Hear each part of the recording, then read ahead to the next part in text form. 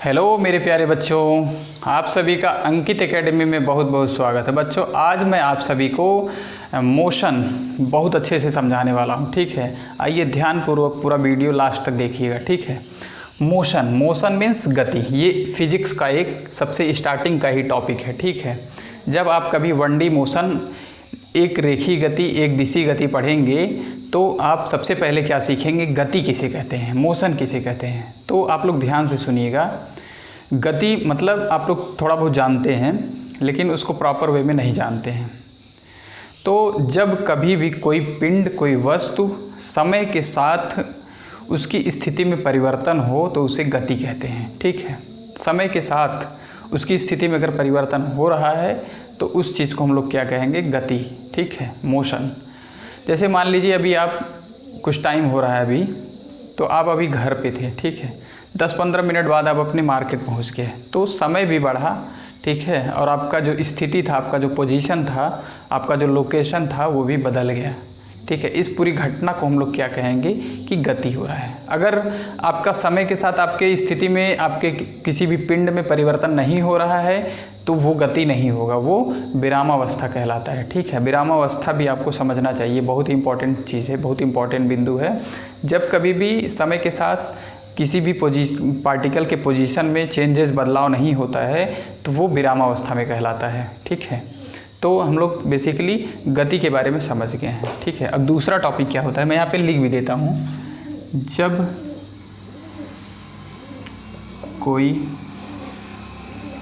पिंड की स्थिति में समय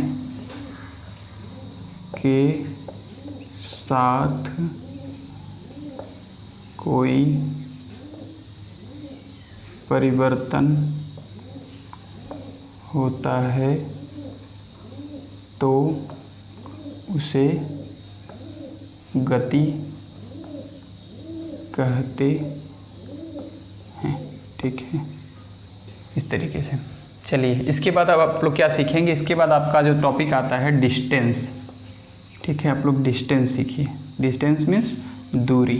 ठीक है, दूरी क्या चीज़ होता है, बहुत ध्यानपूर्वक सुनिए। जब कभी भी कोई पिंड, ठीक है, चलता है तो उसके द्वारा तय किए गए मार्ग की पूरी लंबाई क्या होती है, दूरी कहलाती है। क्या? किसी वस्तु द्वारा तय किए गए मार्ग की कुल लंबाई क्या कहलाती है, दूरी कहलाती है। दूरी कहलाती है। ठीक है, आपको दूरी समझ में आ गया होगा। अब इसके बाद जो टॉपिक है आपका वो होता है विस्थापन। ठीक है, एक एक हेडिंग को बहुत ध्यानपूर्वक समझिए। ये नहीं कि सिर्फ ये लिखा है इसको रट लीजिए, तो समझिए एकदम बेसिकली अपने साथ, अपने चीज़ों के साथ रिलेट करके। ठीक है, इसका एक एग्जाम्पल लेकर के दिमाग में सेट करके समझिए, तब आपको चीज़ें हमेशा याद भी रहेंगी और समझ में भी आएंगी, बड़ा अच्छा लगेगा समझ करके। विस्थापन क्या होता है, बच्चे बहुत कंफ्यूज होते हैं विस्थापन को लेकर के। ध्यान से देखिएगा। विस्थापन यहाँ पे मैं पहले लिख देता हूँ, अंतिम व प्रारंभिक स्थितियों के बीच की दूरी को विस्थापन कहते हैं। क्या कहते हैं? विस्थापन कहते हैं। ठीक है, विस्थापन कहते हैं। ठीक है, आप लोग ध्यान से समझिए, मैं एक एग्जांपल ले रहा हूँ। ठीक है, मान लीजिए आप अपने घर से अपने मार्केट को गए। ठीक है, और वहाँ पहुँचे आप, तो वहाँ आपसे कोई टीचर मिल गया, कोई भी मिल गया, कोई दोस्त मिल गया, बोला कि आप मुझे बताइए कि आपने कितनी दूरी तय किया। मान लो आपका घर से जो मार्केट है 1 किलोमीटर दूर है, तो आप उसको क्या बोलेंगे कि मैंने 1 किलोमीटर दूरी तय किया है, क्योंकि आपके मार्ग की कुल लंबाई जो होती है वो दूरी होती है। ठीक है, और विस्थापन मैंने क्या बोला, आपकी अंतिम स्थिति जो होगी और आपकी प्रारंभिक स्थिति जो होगी उसके बीच की जो शॉर्टेस्ट दूरी होगी, न्यूनतम मार्ग जो होगा वो आपका क्या कहलाएगा, विस्थापन कहलाएगा। ठीक है, चलिए उस कंडीशन में क्या होगा, आपका दोनों 1-1 किलोमीटर होगा, क्योंकि आपका जो अंतिम स्थिति है वो मार्केट ही है और जो प्रारंभिक स्थिति है वो घर है। तो आप कहेंगे कि हमारा दूरी और विस्थापन इस कंडीशन में बराबर है। चलिए मैं दूसरा एग्जाम्पल लेता हूँ। ठीक है, दूसरा एग्जाम्पल क्या मैंने लिया कि मान लीजिए आप अपने घर से 2 किलोमीटर दूर गए। ठीक है, किसी दोस्त के मार्केट में गए। ठीक है, वहाँ से लौट करके अपने मार्केट में आए।